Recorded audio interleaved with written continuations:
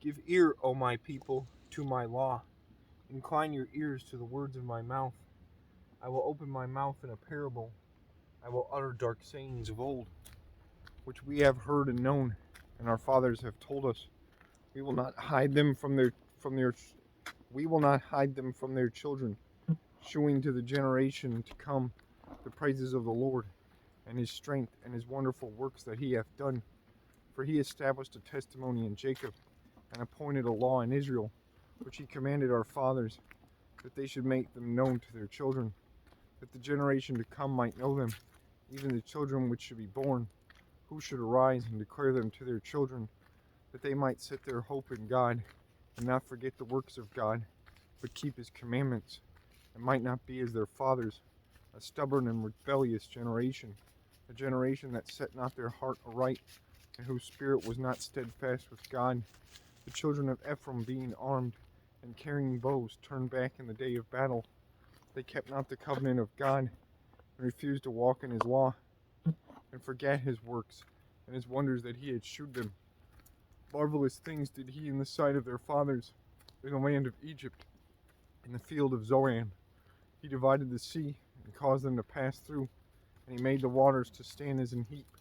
In the daytime also he led them with a cloud, and all the night with a light of fire. He clave the rocks in the wilderness, and gave them drink as out of the great depths. He brought streams also out of the rock, and caused waters to run down like rivers. And they sinned yet more against him, by provoking the Most High in the wilderness. And they tempted God in their heart, by asking meat for their lust. Yea, they spake against God. They said, Can God furnish a table in the wilderness? Behold, he smote the rock, that the waters gushed out, and the streams overflowed. Can he give bread also? Can he provide flesh for his people? Therefore the Lord heard this, and was wroth. So a fire was kindled against Jacob, and anger also came up against Israel, because they believed not in God, and trusted not in his salvation. Though he had commanded the clouds from above, and opened the doors of heaven, and had rained down manna upon them to eat, and had given them to the corn of heaven, man did eat angels' food. He sent them meat to the full. He caused an east wind to blow in the heaven, and by his power he brought in the south wind. He rained flesh also upon them as dust, and feathered fowls like as the sand of the sea. And he let it fall in the midst of their camp, round about their habitations. So they did eat, and were well filled, for he gave them their own desire.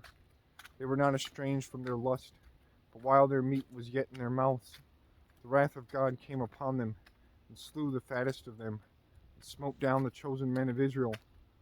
For all this they sinned still, and believed not his wondrous works.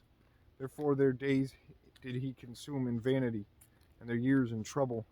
When he slew them, then they sought him, and they returned and inquired early after God. And they remembered that God was their rock, and the high God their Redeemer. Nevertheless they did flatter him with their mouth, and they lied unto him with their tongues. For their heart was not right with him, neither were they steadfast in his covenant. But he, being full of compassion, forgave their iniquity, and destroyed them not. Yea, many a time turned he his anger away, and did not stir up all his wrath. For he remembered that they were but flesh, a wind that passeth away, and cometh not again.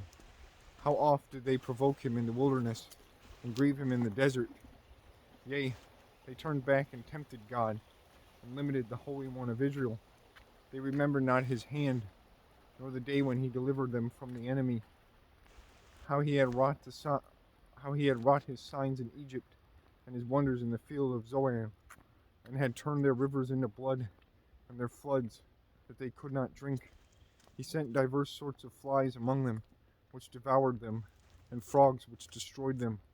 He gave also their increase unto the caterpillar, and their labor unto the locust. He destroyed their vines with hail, and their sycamore trees with frost. He gave up their cattle also to the hail, and their flocks to hot thunderbolts. He cast upon them the fierceness of his anger, wrath, and indignation, and trouble, by sending evil angels among them. He made a way to his anger. He spared not their soul from death, but gave their life over to the pestilence, and smote all the firstborn in Egypt, the chief of their strength in the tabernacles of Ham, but made his own people go forth like sheep, and guided them in the wilderness like a flock. And he led them on safely, so that they feared not, but the sea overwhelmed their enemies. And he brought them to the border of his sanctuary, even to this mountain, which his right hand had purchased them. He cast out the heathen also before them, and divided them an inheritance by line, and made the tribes of Israel to dwell in their tents.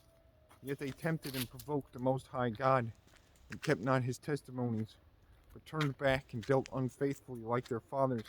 They returned aside like a deceitful bow. For they provoked him to anger with their high places, and moved him to jealousy with their graven images.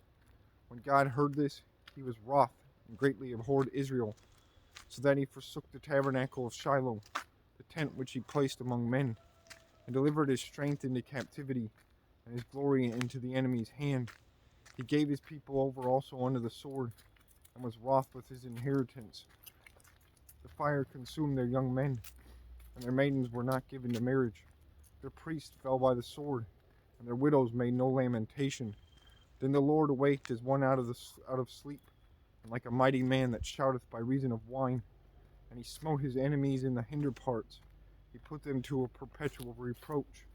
Moreover, he refused the tabernacle of Joseph, and chose not the tribe of Ephraim, but chose the tribe of Judah, the Mount Zion which he loved. And he built his sanctuary like high palaces, like the earth which he hath established forever. He chose David also his servant, and took him from the sheepfolds. From following the ewes great and young, he brought him to feed Jacob his people, and Israel his inheritance.